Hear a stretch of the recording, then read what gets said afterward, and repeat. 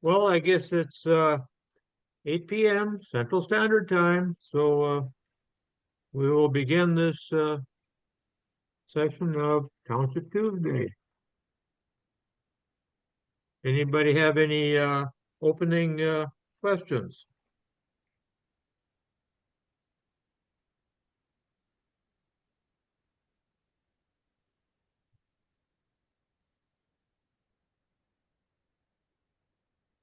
Well, I'd like to welcome you all here tonight, and we had a question that came in during the week about mailboxes on township roads. And there is no provision for mailboxes in state law. So they are kind of a tolerated obstruction. But that doesn't mean that anything goes. If there is something hazardous about the installation, you can demand that it be removed. It cannot be a hardened installation, uh, encased in rocks or concrete or a heavy steel post buried in concrete, whatever. If there's something like that out on the roadside, you can demand that it be removed. Now, there is guidance on the No, you just watch. excuse me.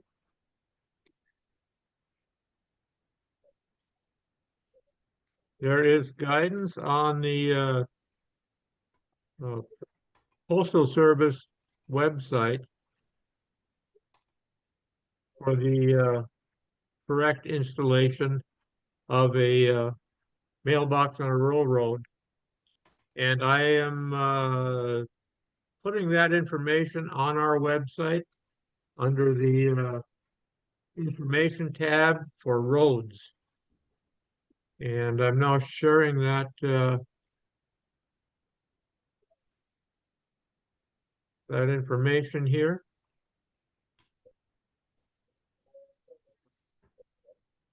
I believe you can see that. There's guidance here that mailbox should be positioned 41 to 45 inches from the road surface to the bottom of the mailbox. And the mailbox should be 6 to 8 inches back from the curb. If you do not have a raised curb, contact your local postmaster for guidance. Like I said, armored mailboxes, heavy duty installations uh, are not allowed. If somebody's got a heavy pipe buried in concrete, you can demand that they remove it. Any questions on that?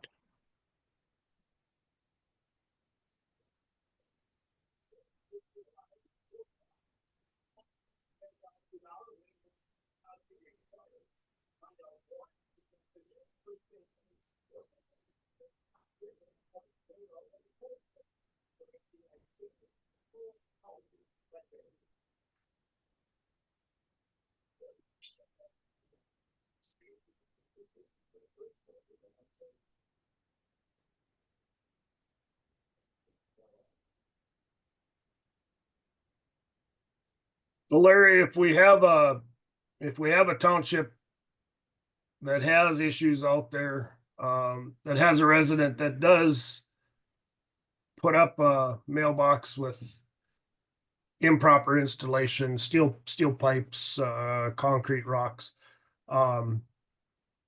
what's the correct procedure that these townships need to follow to Well, they get that removed, Larry?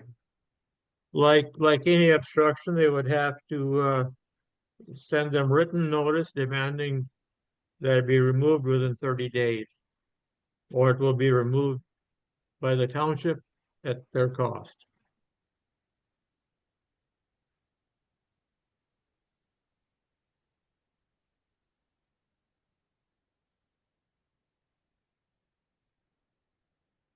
There's nothing too important for you. No.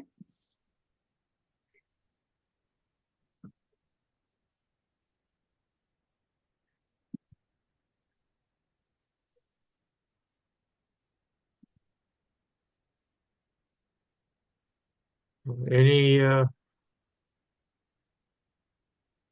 anything further on that? At the township workshops, Mark Virke, he had suggestions like on 4x4s, one hole be drilled into them.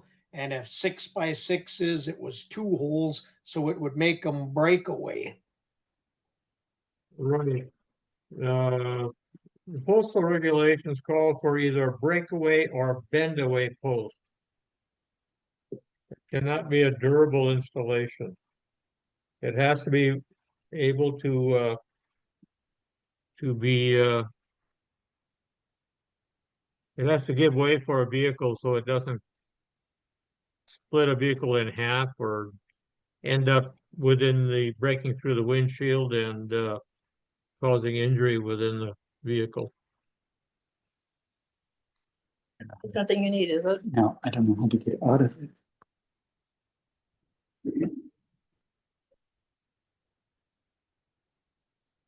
Any more questions on that? Larry, did you see the question on the chat here? I haven't seen the chat. Okay, I had some, who is responsible if a snowplow or a tillage implement damages the mailbox? Now it probably varies from county to county. I know here where I'm at, if the county damages it, I do know that the county does actually replace that mailbox, but I'm not sure if that's a standard procedure. Larry, you probably can talk about that if you're aware if that's a county procedure or if that's county by county. there is nothing in state law that allows a mailbox to be on the right of way. So I would say that unless there is mail in the box, in which case it's protected under federal law, it is at the mailbox owner's risk because it's an obstacle to the roadway. It's kind of a gray area there. It's not in state law that allows it. So there's no clear guidance on that. So if the county replaces it when they hit it, they're kind of being generous about it.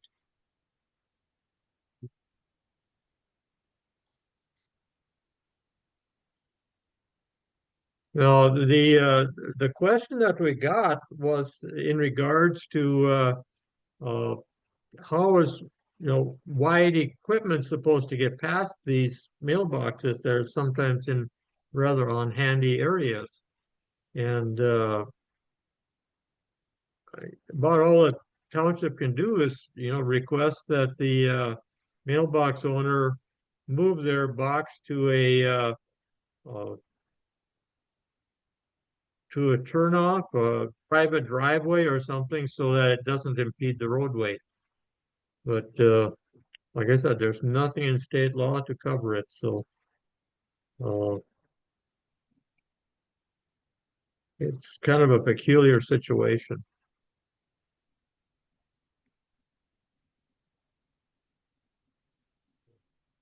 Any more questions on mailboxes?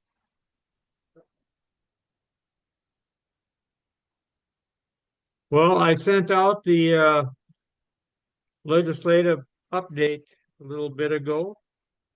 Does anybody have any questions on the legislative happenings? The this week.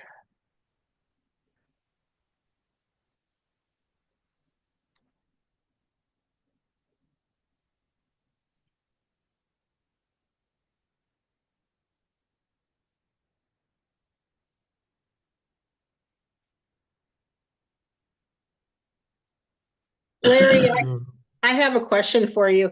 Are we supposed to be getting updates on, like we did 2 years ago, weekly, or are we just doing the Township Tuesday and then doing the updates there? We've been having some issues getting them put together. And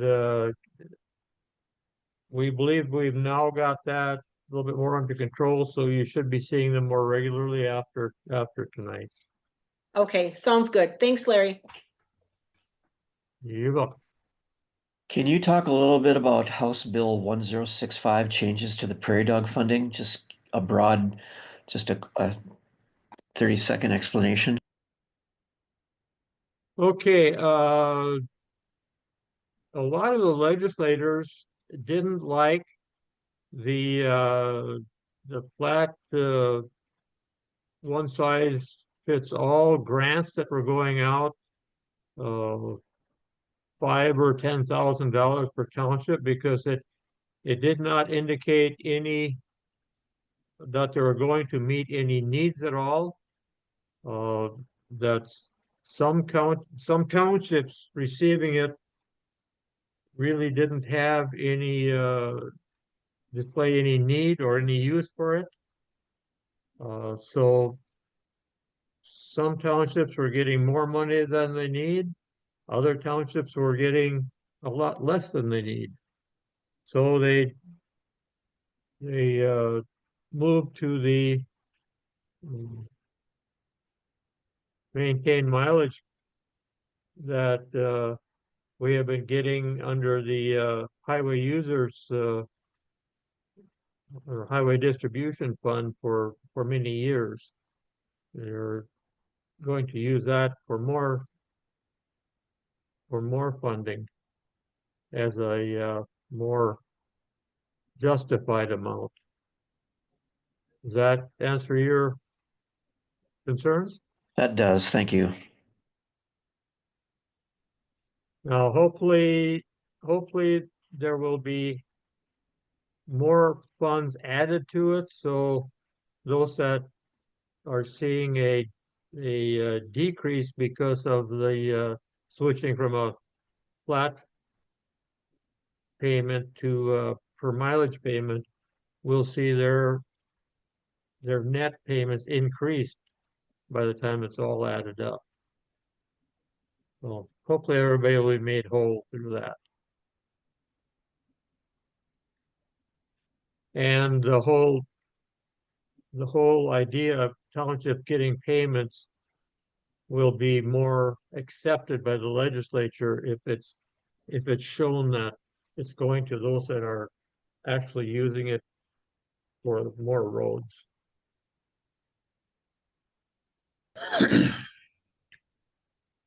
Any more questions? What are you hearing on the property tax thing? Have they got still quite a few bills they're looking at, or is it getting whittled down? Well, they were advancing one bill, House Bill 1176 was the favored bill to handle the matter. It went to the floor in the House today, and they chopped apart part of it and killed part of it. So we're not really sure what part of it was defeated and what will continue on. We'll find that out in the next day or two here. But 1176, we had gotten an amendment to it to exempt the townships from the caps up to 18 mills. So any township that was levying less than 18 mills would not be subject to the budget caps. So they could increase their levy to up to 18 mils, so they could qualify for the state grants and additional payments. There are more payments in the works that will also require 18 mils to participate. So, township should be aware of that, especially heading into annual meeting season. You better be adjusting your budget to levy 18 mils and not 17.9.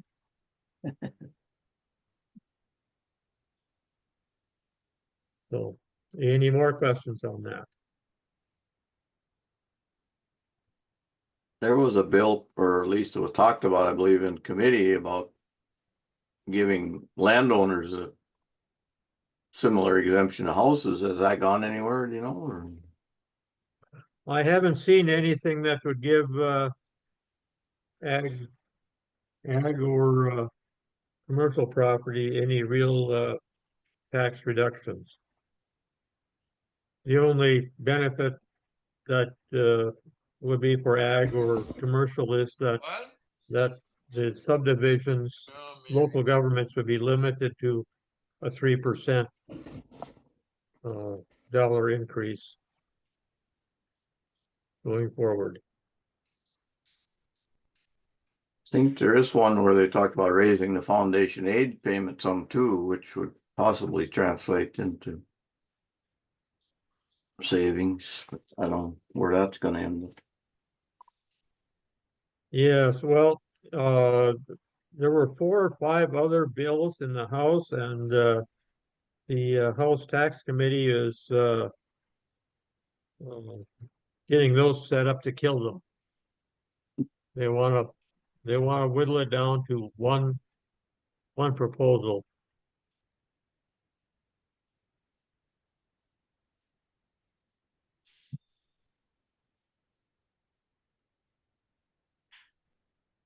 I think the bill that had something to do with the foundation aid payments was the one that was introduced by Representative Scott Lauser. Do you know anything about that, Scott? I do not.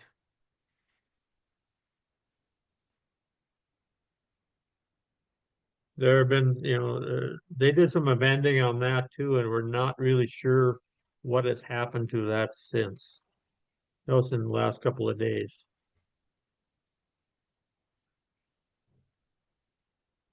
Things are starting to move rather quickly right now as they're trying to get things all cleared out for crossover, which comes up at the end of the month, and it's not that far away, considering the number of bills they yet have to handle. Larry, can you Yes. talk a little bit about House Bill 1444 and Senate Bill 2208? Would you just briefly give a little explanation about that and what's kind of going on there? Okay, thank you, Todd. Thanks for bringing that up. House Bill 1444 is a bill that would allow the county to take a road from a township. This is in response to the goings on down in Ellendale Township, where there is a very heavily used township road that serves the Applied Digital installation. And that road has been earning the township a lot of money because of the overweight truck permits that they've been buying. And now there's a drive down there to allow the county to take that road from the township. And that's House Bill 1444. And it's coming up on Thursday, and we're planning to oppose that. I'm not sure how effective we can be at it, but we're going to give it a shot. And Guess we'd like to propose that if the legislature says that the county can take a road, then the township should be able to give a road. We have a few roads that townships would like to be rid of. You know, they're overused and they cost the township a lot of money. They have too much traffic. The township can't handle them. So we'd like to allow the townships to tell the county they have to take them. Don't know how far that'll go, but it's a thought. And 2208,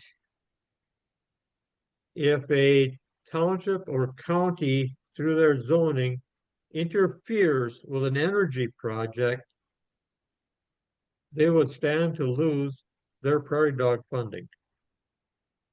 Obviously, that would be a severe impact to townships and counties, and counties could be millions of dollars or hundreds of thousands anyway. So it's kind of a big price tag for trying to exercise a little bit of local control. We plan to oppose that, and we would welcome anybody that wants to come in and submit testimony on any of these, or even better, stand up and be heard at those committee meetings. Any questions on any of those?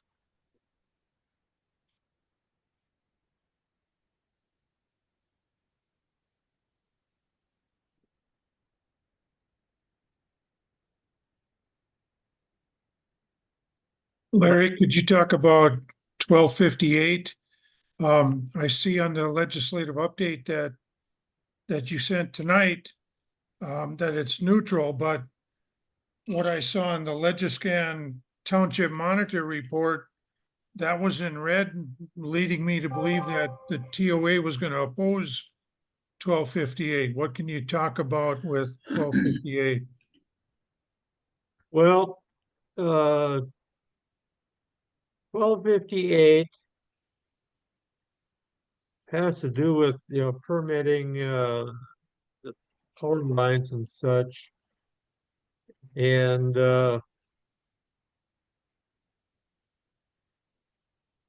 we're kind of torn on that. There's a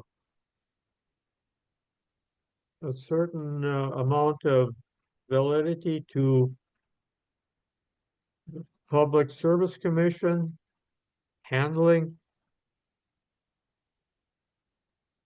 these power lines.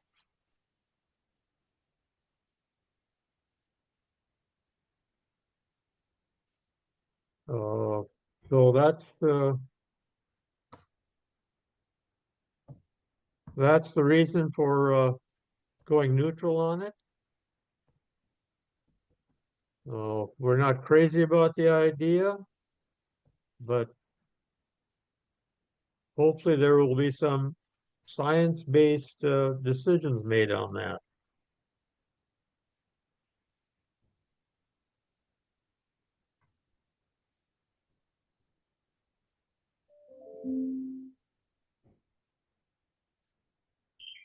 Any more questions on that?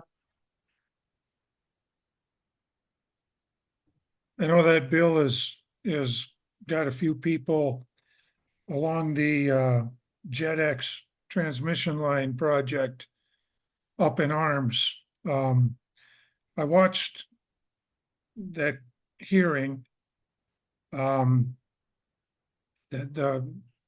power companies seem to like to use the term unreasonable setbacks, but I've never heard from any of them just exactly what is a reasonable setback.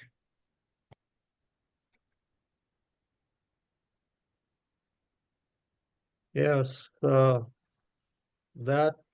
can be a real issue, and hopefully the Public Service Commission can come up with guidelines that people can live with on this. I'm sure it's a major concern for those living in the area. Of course, letting somebody in Bismarck dictate these things is never comfortable.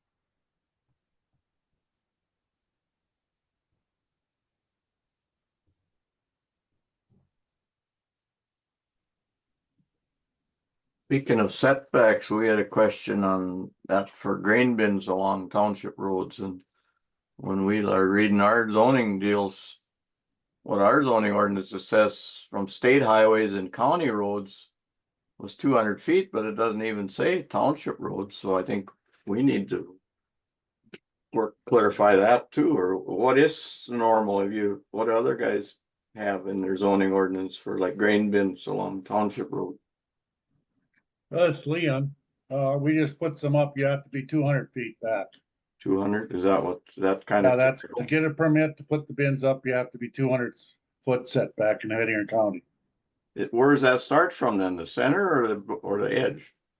The edge of the road. It's quite a ways if you measure it out. You got to go quite a ways. Some guys didn't go enough far enough. And even if you have bales setting, Yeah. you can be responsible for the snow plowing if those bales block the road if you're too close. So you're saying 200 feet from the, like township road, 33 Yeah. feet from the center and then 200 feet from that? Is that what you're saying? Yeah, we measured from the high line. Because we had to move a bin site because we didn't have enough power on the farm for more bins. So we had to go 2 miles from the house to put up some more. And we're 200 feet from the high lines, which are the edge of the ditch. Well, Richard, your zoning ordinance should have a setback. It doesn't have to be specific for grain bins or whatever, but there should be a setback for trees or buildings of any sort.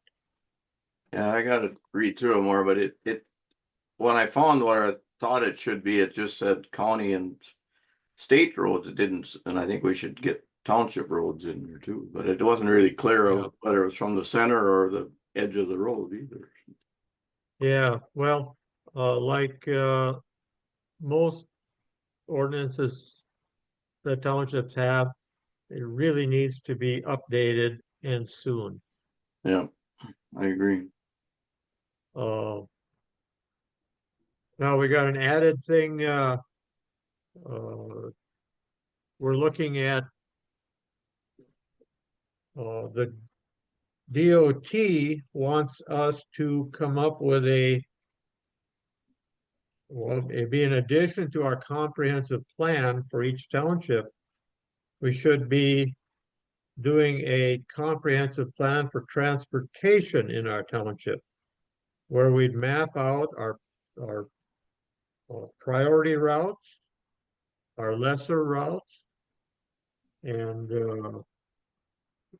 that will tie into the routes that will earn us funding in the future, and which roads will be, get the better maintenance and be eligible for more funding, because they want to build a one-piece state network, which will include township roads, county roads, and state roads, all in one system. Help people get from one place to another without having to, zigzag back and forth. So that's something to think about as we will have to do more work with our zoning. In the lights of all these developments, pipelines and whatever, there's a lot of interest in updating zoning. Developments in the feedlot laws will require updates to zoning. So, Wind farms too. yes, wind farms, solar farms, whatever, will all factor into it. So we'll, there'll be a lot of work that'll have to be done in the next few years on that.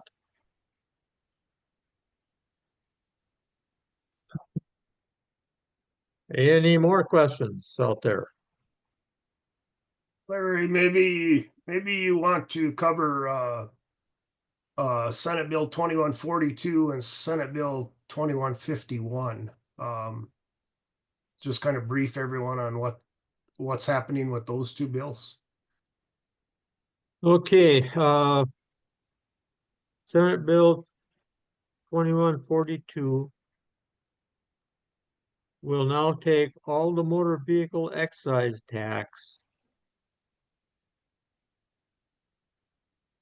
I think the figure is $360 million per biennium, every 2 years, and give it to the DOT for the Flex Fund program, and that will be divided up by the DOT.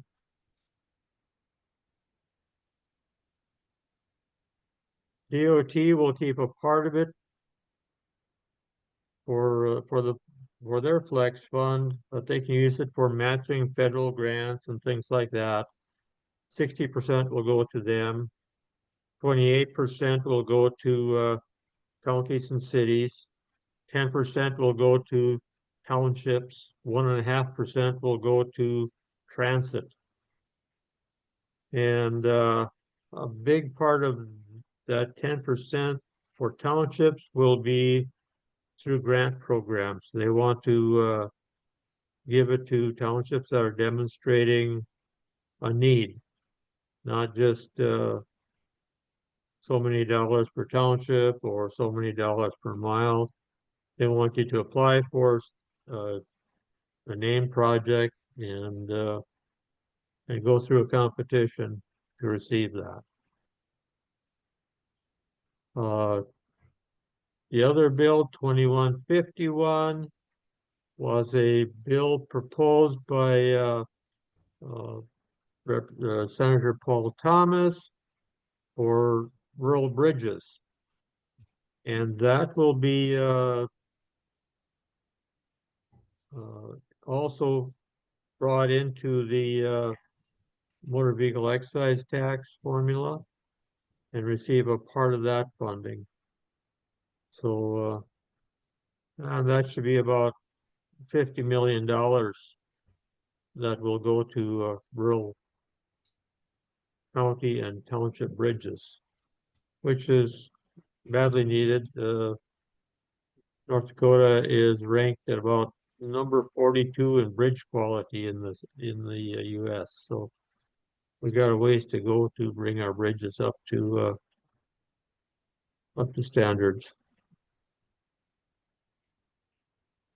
Any more questions out there?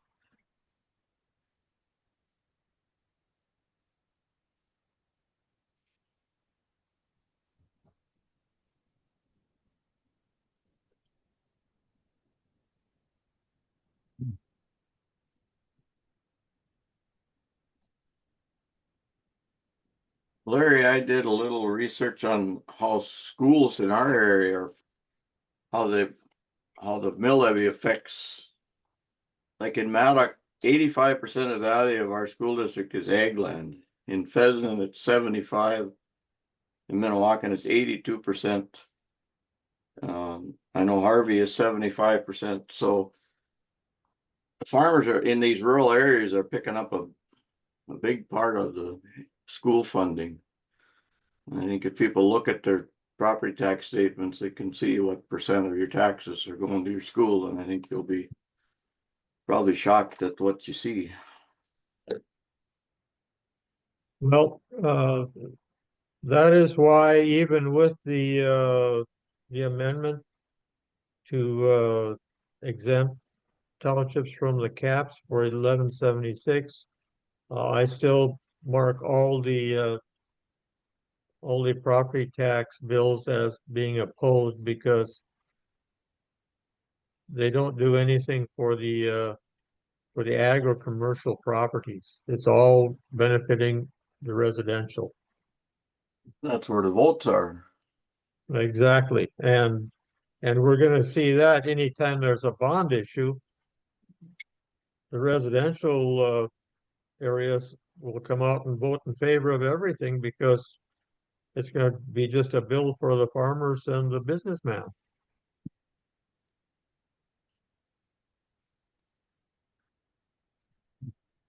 Well, I know when they had a 10 mil levy increase in Maddox here about 3 years ago, and I believe at that time it was even more than 85% of the value was farmland. So the farmers got to pick up the majority of that 10 mil levy increase. Well, we'll probably think of a 10 mil increase as being the good old days. But then sometimes they talk about doing something with mills, but see, there's nothing fair about that either because right now Maddox is running at 102 mills, Pheasant is at 83, and Minnewakan's at 51. So, when they talk about lowering, they're going to buy down more mills. Well, that's a goofy number too. See. Yeah, but the problem with the caps is that that will work in dollars. Yeah, I realize. But I mean, there was some talk about buying down more mills too. I don't know if that's going anywhere. Yeah, well, the problem for the local governments is that if you have a reevaluation that goes up significantly, you won't be able to use those dollars to fund your operations because you will only be able to take 3% of that increase. And that will actually drive down your effective mill rate going forward.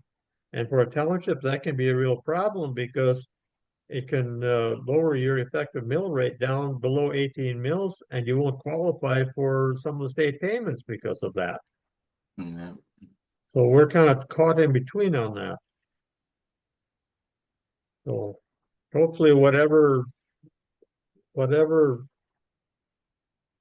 is the law in the end will give us the exemption from the caps so that we don't get pushed below 18 mills on it and lose out on state funding because of it.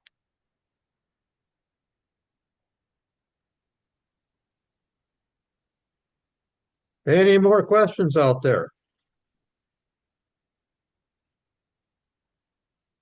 Our whole program here is driven by your questions, so we gotta have them to know what we have to talk about. Larry, Larry, go ahead. go ahead, Frazee. Larry, can you address Senate Bill 2174, where that's going? 2174, the feedlot bill. That came out of the Senate Ag Committee with a 6-0 do not pass because the committee did not see that there was any protection for the neighborhood, in particular for contaminating wells and such. So they gave it a 6-0 do not pass. The prime sponsor prevailed on leadership to allow them to take it back to committee for more work. And we had a discussion couple of mornings ago. Back up in the 6th floor of the Capitol in the Ag Department's conference room with the commissioner and Senator Lewick, the chairman of the Ag Committee, and got him to agree that if they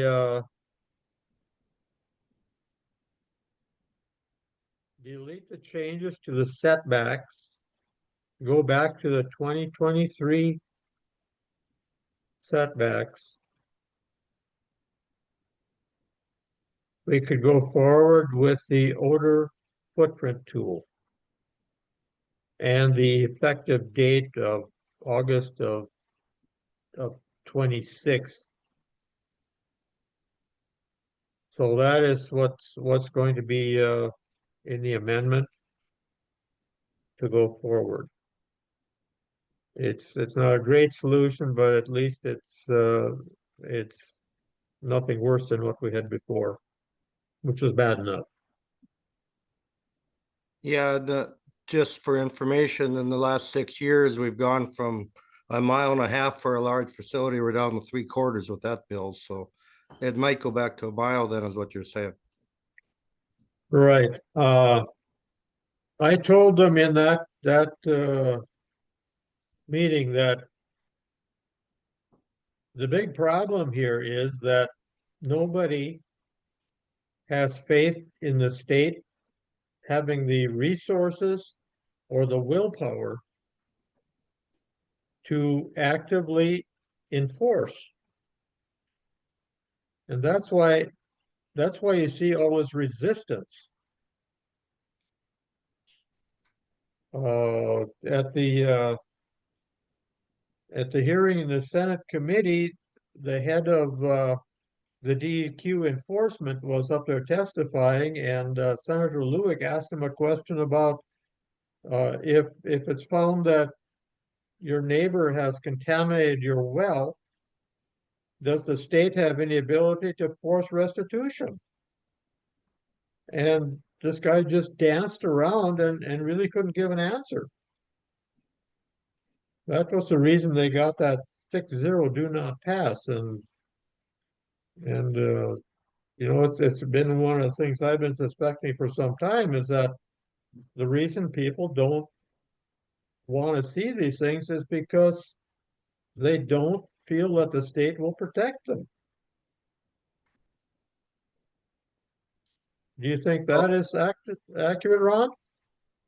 Yeah, that's true. One of the points, another point that's been coming out loudly is that the Ag Department isn't being upfront with all this stuff. And of course, I can show you 6 years of history to show you that, but I'm not the only one. I'm just trying to see what's going to happen. Yeah. I said that, you know, the DEQ has got to have a big hammer and they have to be willing to use it. And the commissioner said, well, they've got a big hammer. They can do it. You know, he kind of wrote it off as it was just a bad presentation by the head of enforcement. Well, if the head of enforcement doesn't know what they can do, then how effective is their enforcement? Well, and the only other point I might make is that whatever that test they're bringing out of Nebraska is, they made such a big deal to our townships about how the state wouldn't allow us to show proof from another state, and yet they turn around and go to another state to get this. And it's not even been proven, and it won't be the same in our state as it is in Nebraska. So that part really bothers me, that they can, that's where I just have a lot of lack of faith in the Ag Department, because they can turn the story however they want it to be. So Yeah, well, that will be an option for the local subdivision to use. And North Dakota will actually have better data than any of those other states because of the extensive end-on system that we have. We have more weather data than any other state. We know better which way the wind blows at any given day than they do anywhere else. So is that the only part the townships have any control of? Because right now we'd have no control on the setback. That will basically be a reason to lower your setbacks to allow a site. So I'm sitting there going, yeah, well, that's really not what we're hoping for, but whatever. We're not given much choice in the matter. Well, they're doing a good job of lowering it without doing that, so based on the last 3 sessions. Right. But I guess my position is that a bad operator with a 5,000 head unit is more of a problem than a good operator at 25,000 head. And that is where I want to see control is, let's make sure there's no bad operators. Make sure that people understand that if you screw up, there's going to be a big price to pay. They'll probably knock you right out of business. Good luck with that. That would be the most effective thing in my view. Okay, thank you, Larry. I wish we could do more for you, Ron. I just want the people to be listened to because this isn't just about us. This is about a lot of people. And when they get that big, they should at least be more than a mile away. So.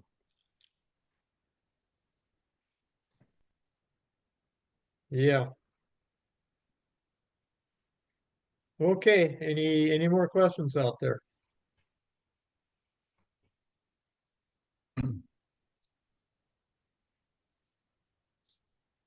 Larry, you want to touch on that local capital connections day coming up next week, Wednesday and Thursday a little bit, and our day is Wednesday. So can you just give a update on what's going on there? And we want to make sure everyone knows about it, and all officers statewide are invited to this. We hope we have a good turnout. Right, Todd. I included that in both the reminder of tonight's meeting and the legislative update that I just sent out. We're really hoping that people will come out. We'd really like to see you come out for the local government's capital connection on the 18th and 19th. There'll be programs going on down at the Bismarck Event Center. The governor will be speaking to us. The House and Senate minority and majority leaders will be talking about the legislative session and things going on. And there'll be educational stuff about how to better engage with your legislators and several topics like that. There is a cost to that program, $60 per person. And that also allows you to be at the social that will be on the evening of the 18th. So it's well worth the tariff on that one. But for those that can't do the 2 days, we also have the option of coming in just for the 19th. And that will be our township officers at the Capitol event. No charge for that. Just show up at the Capitol. Let us know you're coming and we'll have a name tag for you. We hope to have a lot of our NDTUA name tags in the Capitol to show that township officers matter. The whole thing is, we want to show that local governments matter. So that the legislators will remember that. I don't know, anything more we got to add to that? We gave Yes, you the link. I have a question. Sure, Kevin. When on these rules and regs for feedlots, do they also apply to large dairies? Yes, they do. Okay.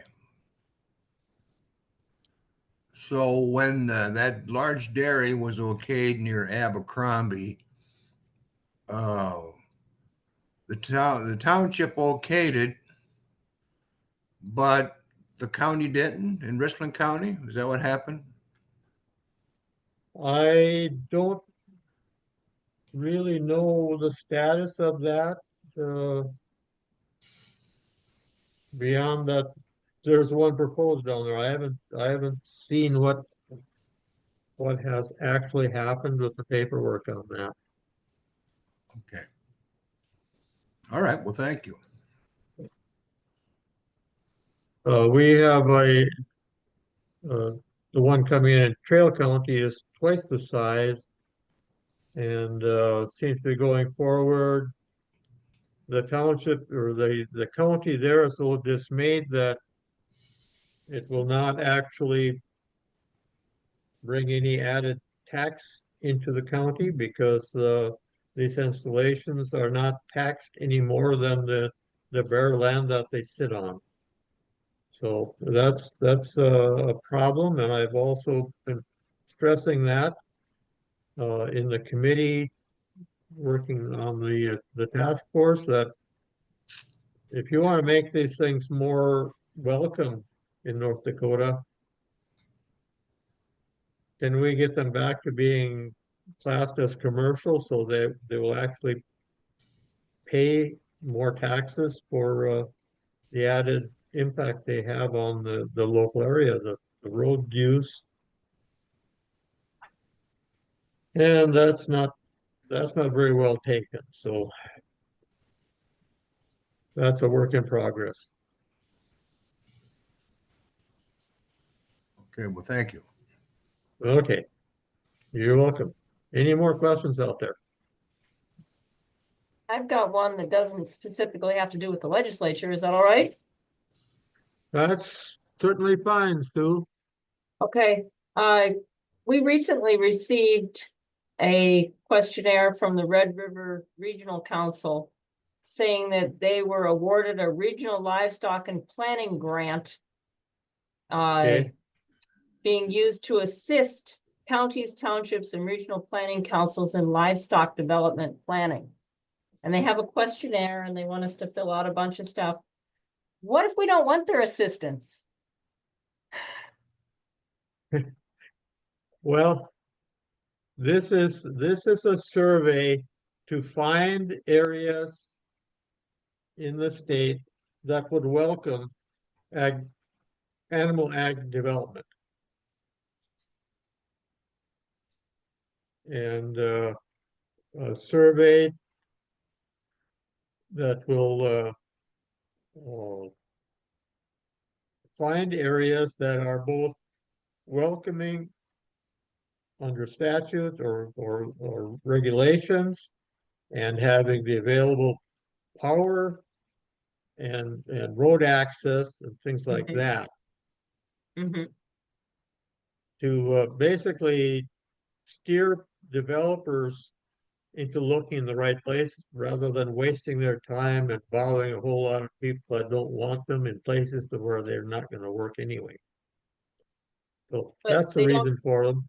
yeah, but they don't even take into consideration such things as floodplains or anything like that. They're just looking at infrastructure and setbacks. Floodplains are another matter. We're going to be seeing severe curtailment to development in floodplains. Yes, but in many townships in North Dakota, the floodplains are not defined because there's not enough Right. people there. That they are not presently defined because we've been depending on FEMA to do it. Apparently, the North Dakota Water Resources Department does have the data. They just have to put it out there to be used. Because we're gonna have to get all that stuff brought forward because there's a bill in the legislature to take away the township floodplain management, give it to the counties. So that development within floodplains will be controlled by the counties unless the township goes through the steps to retain it. Now, I don't know why a township would want floodplain authority, because basically under FEMA rules, all you can do is say, no, you can't build there. And we could just well leave that to the counties to do, so we don't have to get the angry phone calls from people that don't get to build. So, no, the floodplains should not be a factor in this. They should be ruled out. Yeah, but I'm And- just saying that in the data that they're collecting, they're not, the floodplains aren't designated in a lot of rural townships, and they're not paying any attention to that because they're not designated. But Right. is this something which we're better off participating in or not participating in? You, We're gonna do it anyway, I think, but it's voluntary. So usually it was handled by the counties. In my county, it was done by the county. Even though all of Trail County is township zoned. Well, that's not the first time that things were inappropriately addressed to the wrong source. But going back to the floodplain issue, if a development is considering coming in, you probably would want to address the question to the North Dakota Department of Water Resources to make that determination if it is floodplain, because if it is, that will automatically rule it out. yes. It's opening up a huge area, gray area that is this under township control, or will it be under the county floodplain management? They have to give us a definition on that. Where does this property belong? It's a big concern. Okay, thank you. FEMA no longer has the resources to do all the mapping. So that's why it's going to land on the state water resources to do it. FEMA will only tell you that your township or whatever local government you're under is not participating, so any resident there is not eligible for federal flood insurance. That's a very costly difference. Mhm.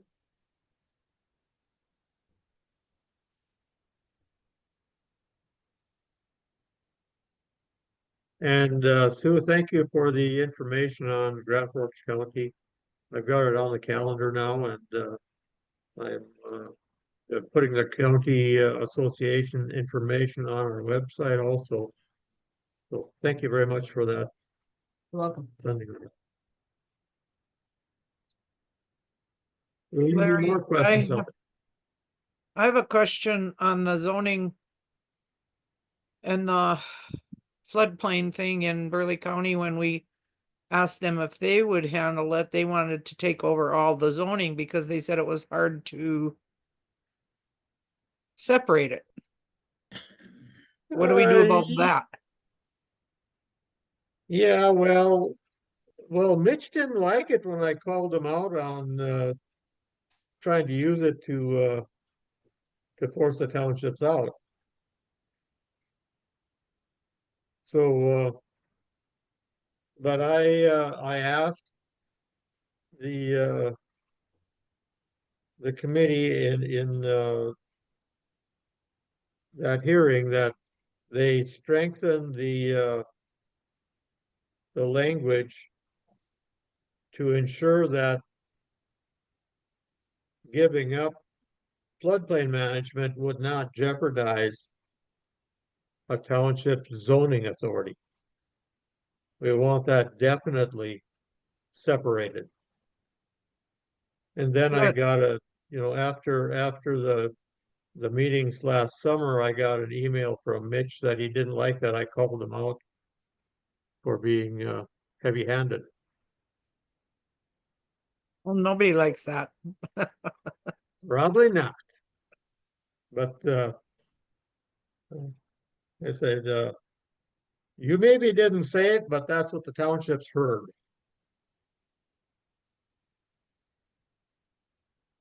That giving up their, floodplain authority would cost them their zoning authority, and that's not what he says he said. But as I said, that's what the townships heard. Well, he So- didn't, he maybe didn't say that. He just said that you couldn't separate them. He didn't see how you could separate them. Well, what does that mean? To me, that means he didn't know how. The Yeah, state law will tell him how. okay, we'll watch. Yeah, we all will. Thank By you. the way, Mitch didn't come up and challenge us on House Bill 1374, where the townships are working to get the zoning authority back from the county. Nobody stood up in opposition. We're still having a problem, getting the bill to go through committee, and we may face a pretty good challenge in the House, but we're gearing up for that. And hopefully we can be successful on it.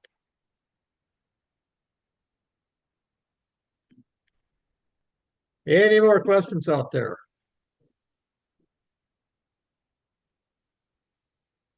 We're a little bit over an hour here, so kind of winding down. If you got a question, you got to bring it now, or we're going to shut it down.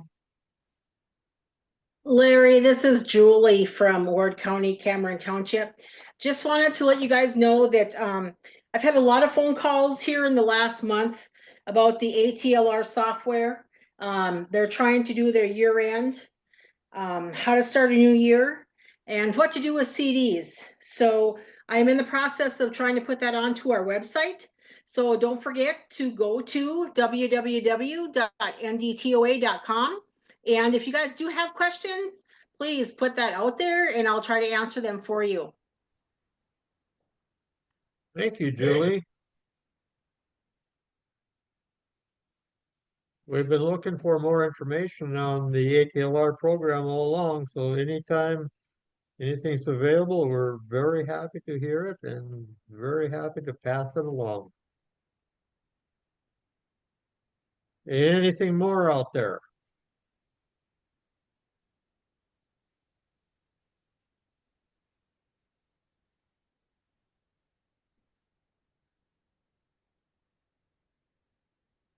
Well, and I thank you for joining us tonight. This is proving to be a rather successful program. We're seeing a pretty good amount of interest here each week or each month, and we'll see what develops for next month. Like I said, if you got a question you want us to work on and prepare for, please let us know, and we'll try to be prepared for it when the next meeting comes up in March. So, Thank you, Larry, any for last everything you do. words? Yes, Mary. I was just saying thank you for all of your hard work. Appreciate it. Oh, well, thank you for saying that, Mary. You're very welcome.